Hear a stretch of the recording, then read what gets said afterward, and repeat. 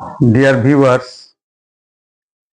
এবার 2024 সালে জুলাই মাসের শেষ থেকে আগস্ট মাসের প্রায় এক সপ্তাহ আগে পর্যন্ত যেভাবে প্রচণ্ড বৃষ্টি হয়েছে ভারতবর্ষের রাজ্যে, তা হতে কিন্তু বেশ কয়েকটি রাজ্যে উল্লেখযোগ্যভাবে কিন্তু বন্যা হয়েছে।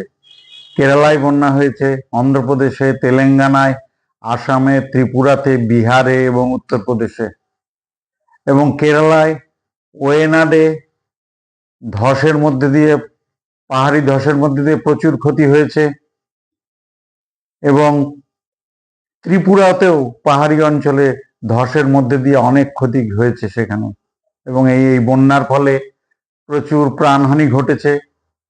সংখ্যা না বলা গেল প্রায় 1000-এর অধিক। গবাদি পশু অনেক ভেসে গেছে, অনেক ফসলের ক্ষেত্র ভেসে গেছে, অনেক বাড়ি ধ্বংস হয়েছে, অনেক দোকানপাট ধ্বংস হয়েছে, জায়গায় জায়গায় অনেক রাস্তা ভেঙে গেছে, রেলপথের ক্ষতি হয়েছে এবং পথের ক্ষতি হয়েছে, সেতুর ক্ষতি হয়েছে এবং ভূমিধস হয়েছে পাহাড়ি অঞ্চলে কোথাও কোথাও।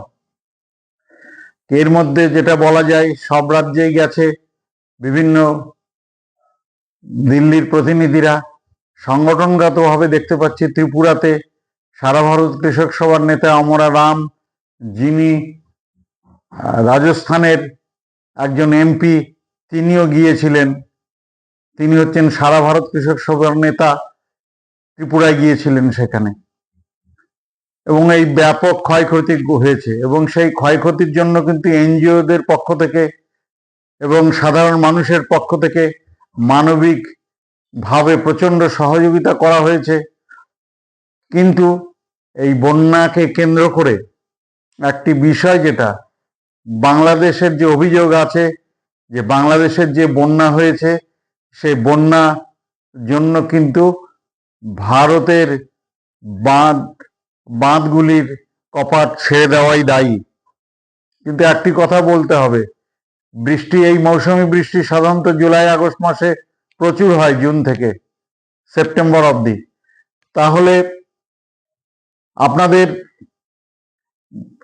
বাংলাদেশেও নিশ্চয়ই প্রচুর বৃষ্টি হয়েছে নদীগুলি, এবং বাংলাদেশের নদীগুলি এবং এপারের নদীগুলির কিন্তু খনন না থাকার জন্য, প্রচুর গাছ কাটার জন্য কিন্তু নাব্যতা অনেকটা নষ্ট হয়ে গেছে কিন্তু সেখানে। কিন্তু এই যে অভিযোগ, সেক্ষেত্রে বলতে হয় যে ভারতের যে নদীগুলি, তা তো হচ্ছে উপরের দিকে যদি থাকে এবং প্রবাহের নিচের দিকে হচ্ছে বাংলাদেশ। তো বিহার, উত্তরপ্রদেশ যদি ভেসে যায়, সেখানে যদি বৃষ্টি হয়, সেখানে যদি প্রাণহানি হয়, ফসল নষ্ট হয়, নদীর দুকুল ছাপিয়ে বন্যা ভেসে যায়, তাহলে কি ফারাক্কা বাঁধ ছেড়ে দেবে না, ভাসবে না সেখানে? এবং সেখানে ত্রিপুরাতে ডম্বুর বাঁধ ছেড়ে দেওয়া হয়েছে, এবং ত্রিপুরাতে যে বাঁধ ছেড়ে দেওয়া হয়েছে, ত্রিপুরার যে বৃষ্টি হয়েছে, সেই বৃষ্টি কি বাংলাদেশে হয়নি? এবং ত্রিপুরার এলাকা কি ভেসে যায়নি সেখানে? যদি এক হতো যে আটকানো জল ছেড়ে দেওয়া হয়েছে, বন্যা হয়েছে ওপারে, ভারতবর্ষে বন্যা হয়নি কোথাও। ভারতবর্ষে তো বন্যা হয়েছে। প্রতিবেশী দেশ হিসাবে কিন্তু সব দেশেরই পরস্পরের প্রতি কিন্তু সহমর্মিতা জানানোর কিন্তু প্রয়োজন ছিল। তো কাজেই একটি বিষয়, এই ধরনের অভিযোগগুলি কিন্তু আমাদের কিন্তু এক রাষ্ট্রের সঙ্গে আরেক রাষ্ট্রের যে দ্বিপাক্ষিক সম্পর্ক, সেই সম্পর্ককে অনেকটা ক্ষতিগ্রস্ত করে। তবে একটি কথা, যেসব রাজ্য থেকে এই বন্যা হয়েছে, সেই সব রাজ্য থেকে রাজ্য সরকার যেমন সহযোগিতা করছে, তেমনি বিভিন্ন কৃষক সংগঠন, ক্ষেত মজুর সংগঠনের পক্ষ থেকে কেন্দ্রীয় সরকারের কাছে সাহায্য চাওয়া হয়েছে, রাজ্য সরকারগুলির পক্ষ থেকে সাহায্য চাওয়া হয়েছে। এবং এই যে রাজ্যগুলিতে ক্ষতি হয়েছে, এই ক্ষতি পূরণে কিন্তু অনেকটা সময় লাগবে। কাজে আলোচনা দীর্ঘায়িত করছি না। ভিউয়ার্স,